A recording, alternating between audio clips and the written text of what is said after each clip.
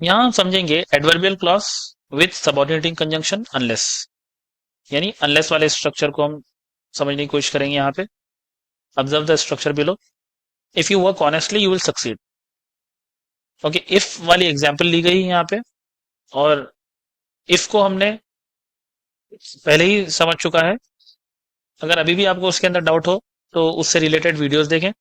If की example इसलिए ली गई है कि अनलेस इफ की तरह काम करता है, और हम देखते हैं इफ से कैसा काम करता है अनलेस। ये कंडीशन है जो पॉजिटिव सेंटेंस में लिखी गई है, और उसका रिजल्ट भी पॉजिटिव आया। जैसे अगर आप ईमानदारी से काम करेंगे तो कामयाब हो जाएंगे।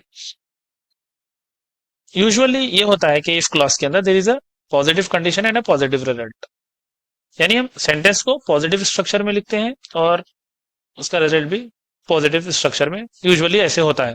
लेकिन आप उसको नेगेटिव में भी लिख सकते हैं, जैसे if you don't work honestly you will not succeed, मतलब वही निकल रहा है।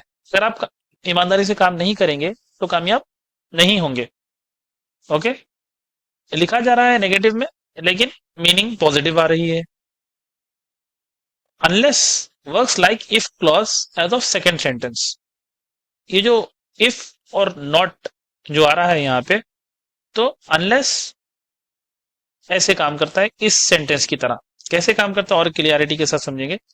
Unless is equal to if not. एक तो बात आप समझ जाइए कि अनलेस इफ नॉट के बराबर होगा, यानी ऐसा सेंटेंस अगर आपको देगा तो आप इफ को भी निकालेंगे और नॉट को भी निकालेंगे। अगर नॉट से रिलेटेड कोई अटैचमेंट में वर्ड आ रहा है तो उसको भी निकाल देंगे। तो अनलेस किसके साथ जाएगा, कंडीशन के साथ जाएगा। ओके, ये इफ और वाला कंडीशन के साथ जा रहा है हिस्सा, तो अनलेस भी वहीं पे आएगा। एंड ड्रॉप्स अदर कंजंक्शन, और जो कोई भी कंजंक्शन हो यहाँ पे उसको ड्रॉप कर देगा। जैसे unless you work honestly. Okay, if you don't work honestly के बजाय आप लिखें अनलेस यू वर्क ऑनेस्टली, यानी जब तक कि आप ईमानदारी से काम नहीं करेंगे का मतलब आ रहा है अनलेस के अंदर। तो अनलेस हो गया है इफ नॉट के बराबर।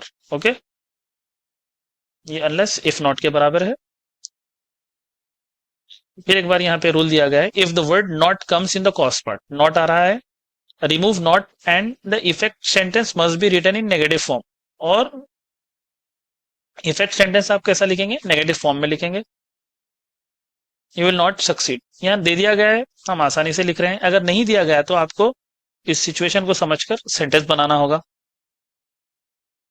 Structure is negative but meaning is positive. जैसे यहाँ पे स्ट्रक्चर नेगेटिव है लेकिन मीनिंग पॉजिटिव लिया जा रहा है। इसी तरीके से अनलेस वाले हिस्से के अंदर भी स्ट्रक्चर तो नेगेटिव है लेकिन मीनिंग पॉजिटिव है। इसको आप फ्लिप भी कर सकते हैं, ये वाले हिस्से को यहां लिखकर अनलेस वाले हिस्से को यहां लिखेंगे। और जब अनलेस वाले हिस्से को एज ए सेकेंडरी क्लॉज बना रहे हैं आप, तो यहां से कॉमा रिमूव कर देंगे। आगे बढ़ते हैं, वही सेंटेंस को लिया गया है।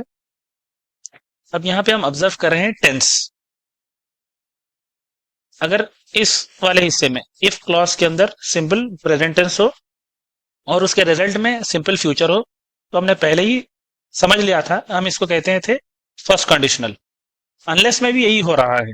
अभी जो हमने पिछली स्लाइड के अंदर इंफॉर्मेशन देखी है उसके अंदर सिंपल प्रेजेंट टेंस है और दूसरे रिजल्ट के अंदर सिंपल फ्यूचर टेंस है। तो जैसे ये इफ क्लॉज का फर्स्ट कंडीशनल हुआ ये स्ट्रक्चर पे, अनलेस का भी वो कहलाएगा फर्स्ट कंडीशनल। ओके, सिर्फ यहाँ पे अनलेस के अंदर क्या होगा, रिजल्ट वाले सेंटेंस के अंदर नॉट आएगा। अब ये काम आपको करना है। You can check your answers.